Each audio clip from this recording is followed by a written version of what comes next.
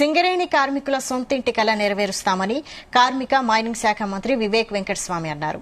మంచిర్యాల జిల్లా మందమర్రి మండలం B1 guest house లో ఏఐటీయూసీ ఆధ్వర్యంలో మంత్రి వివేక్ వెంకటస్వామికి ఆత్మీయ సన్మానం నిర్వహించారు. దివంగత నేత కాకా వెంకటస్వామి కార్మికుల సమస్యల పరిష్కారానికి నిరంతరం పరితపించేవారని చెప్పారు. గత ప్రభుత్వం సింగరేణి అభివృద్దితో పాటు పడలేదన్నారు.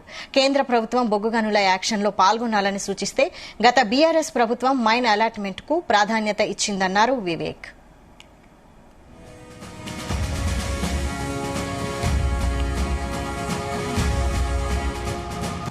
ఈ సింగరేణి సంస్థలు మొన్న టీఆర్ఎస్ ఏదైతే నిర్ణయం తీసుకుందో కేవలం అలొకేషన్ లో కావాలి మాకు మైన్స్, మాకు ఆప్షన్ లో అవసరం లేదని చెప్పి 3-4 సంవత్సరాలు మన ప్రాంతానికి కొత్త గనులు రాకుండా చేయడం జరిగింది.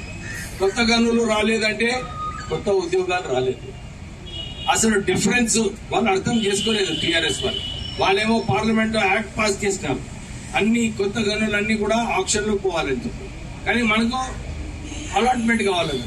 కానీ సింగరేణి సంస్థలేమో ఒరిస్సాలో అక్కడ పోయి 25 మిలియన్ టన్నులకు ఆప్షన్ లో తీసుకోవడం జరిగింది. ఇప్పుడు దీంట్లో లాభం ఎవరు పొందినారు? ఒరిస్సా వాళ్ళు పొందినారు. ఎందుకంటే ఉద్యోగాలు ఎక్కడ వస్తున్నాయి? ఒరిస్సాలో వస్తున్నాయి. అసలు ఉద్యోగాలు రావాలి ఎక్కడ? మన దగ్గర రావాలి. మన దగ్గర గనులు ఉన్నాయి. ఎందుకంటే ప్రాఫిటబిలిటీ వైజ్ చూసుకున్నా గానీ ఈ అలాట్మెంట్ లో కేవలము 14% పన్ను కట్టాల్సి వస్తుంది సెంట్రల్ గవర్నమెంట్. ఆప్షన్ లో కట్టేది అవసరం ఉండదు. కేవలం 10% బెనిఫిట్ వస్తుంది. మనం అందరం కూడా కలిసి ఈ సింగరేణి ప్రాంతంలో మనము ఎక్కువ ఉద్యోగాలు తెచ్చుకునే అవసరం లేదు. మనము కొత్త గనులు వచ్చే అవసరం లేదు. లేకపోతే మందమరి ఆర్కేపీ ఇవన్నీ కూడా ఖాళీ అయిపోతాయి. సీతారామన్ గారు కొత్త గనులు రాకుండా.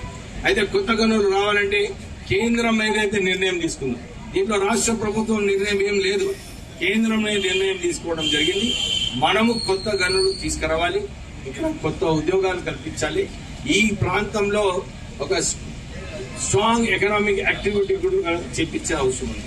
ఇవన్నీ అయినప్పుడు సింగరేణి కార్మికులకు యాజమాన్యం కూడా చూసుకునే అవసరం ఉన్నది.